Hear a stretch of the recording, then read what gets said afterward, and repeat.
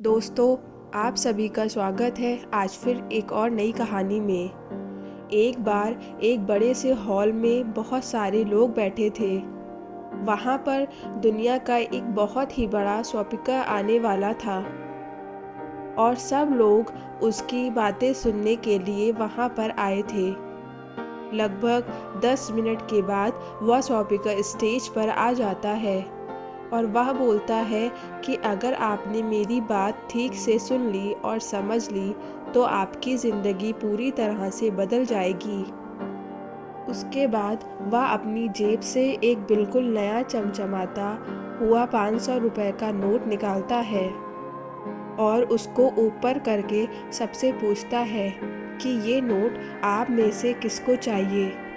ये सुनते ही सब लोग अपने अपने हाथ ऊपर कर देते हैं। वह स्पीकर बोलता है कि ये नोट मैं आप में से किसी एक को दूंगा, लेकिन इसके लिए आपको थोड़ा वेट करना होगा। अब वह स्पीकर उस नोट को अपनी मुट्ठी में बंद कर लेता है और थोड़ी देर तक उसको मसलता है। अब उस नए नोट में सर पड़ जाते हैं। वह थोड़ा पुराना सा दिखने लगता है और वह एक किनारे से थोड़ा फट भी जाता है। इसके बाद वह फिर से उस नोट को ऊपर करके पूछता है, अब ये 500 का नोट किसको चाहिए। इस बार भी सभी लोग अपने हाथ ऊपर कर देते हैं। तब स्पीकर ने उस नोट को ज़मीन पर गिरा दिया और उस नोट पर 3-4 बार पैर रख दिया। इससे नोट और भी पुराना हो गया और उस पर थोड़ी मिट्टी भी लग गई थी। फिर उन्होंने उस नोट को ऊपर किया और पूछा कि अब बताओ, अब इस नोट को आप में से कौन लेना चाहेगा। और इस बार भी फिर सब ने अपना हाथ ऊपर कर दिया। स्पीकर अब नोट को फिर से नीचे ज़मीन पर गिरा देता है और उसके ऊपर कूद कूद कर उसको दोनों पैरों से रगड़ देता है और उसके ऊपर चाय भी गिरा देता है। अब नोट इतना गंदा हो जाता है कि उसको पहचानना भी मुश्किल होता है। कोई भी उस नोट को देखता तो यही बोलता कि अब ये सिर्फ एक गंदा कागज़ का टुकड़ा है। अब यह बेकार है, इस दुनिया में इसकी कोई वैल्यू नहीं है।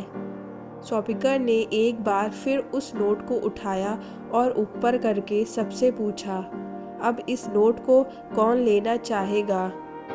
और इस बार भी सब ने हाथ ऊपर कर दिए। कितना भी गंदा पुराना मिट्टी में सना हुआ चाय का दाग लगा हुआ हो, लेकिन अभी भी वह 500 रुपए का नोट ही था। जिंदगी कई बार बड़े बड़े झटके देती है। आप एग्ज़ाम में फेल हो जाते हो या जॉब के इंटरव्यू के बाद आपका सिलेक्शन नहीं होता।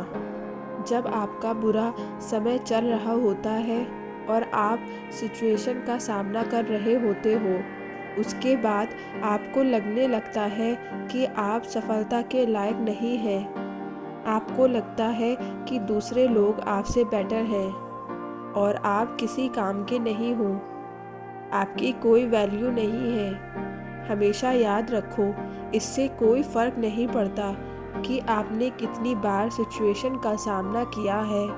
आप ज़िंदगी में कितनी बार फेल हुए हो, आपकी वैल्यू हमेशा वही रहेगी जो पहले थी। आपके पास कुछ ख़ास है जो दूसरों के पास नहीं है और ये कोई भी आपसे छीन नहीं सकता। अब तक सक्सेस नहीं मिलने से आपकी वैल्यू कम नहीं हुई है। आप अभी भी अपने बारे में कितना भी लो फील कर रहे हो, उससे कोई फ़र्क नहीं पड़ता। जो लोग आपको अच्छे से समझते हैं वो लोग आपकी वैल्यू को उतना ही मानेंगे जितना पहले मानते थे। तो अपनी वैल्यू को समझो और कुछ बड़ा करके दिखाओ।